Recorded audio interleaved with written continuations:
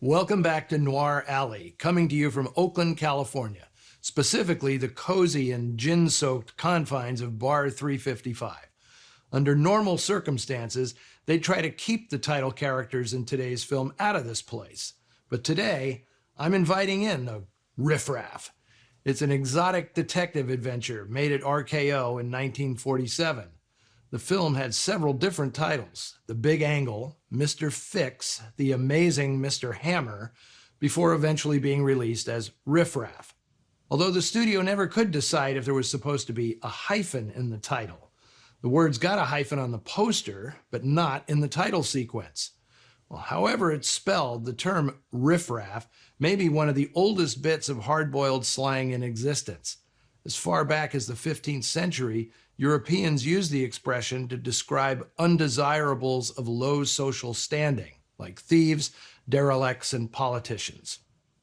I'm not convinced it's particularly appropriate to this story, but RKO had a thing for punchy one-word titles: Cornered, Crack Up, Desperate, Crossfire, Roughshod.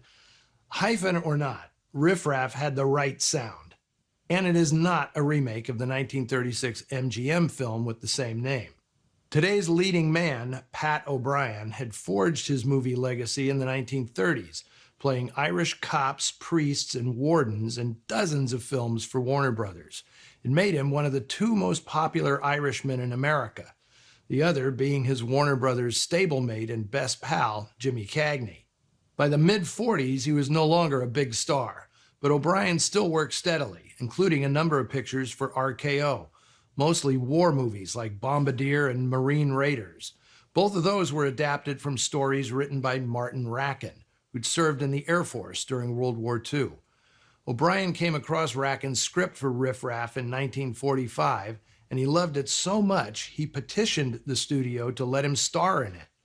Following the success of Crack Up in 1946, O'Brien's first genuine film noir, the studio granted his wish. Now 46, the leading man roles were starting to elude him, but O'Brien is perfect in this, playing a ne'er-do-well private eye scratching out a meager living as an expat in Panama. The plot revolves around a purloined map of some uncharted Peruvian oil wells, but that's just a MacGuffin.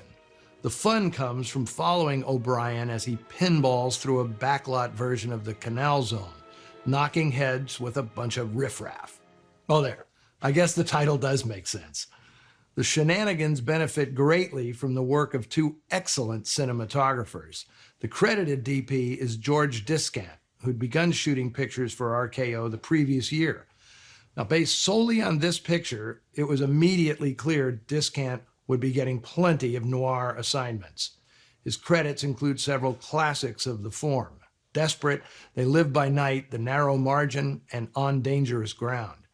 The other great cameraman involved here is Ted Tetzlaff, the film's director. He'd worked as a DP since the silent era, but after shooting Notorious for Alfred Hitchcock in 1946, he made a permanent transition to the director's chair. Now, if anybody had doubts about his ability as a director, they were immediately dispelled by the first scene in this movie. It is one of the most foreboding starts to any film ever. 6.5 minutes of sinister dread with not a word of dialogue to distract from the noir-soaked atmosphere. It's almost like a separate movie before the movie. And if nothing had followed it, I'd probably give the movie 4 stars, just for this one scene.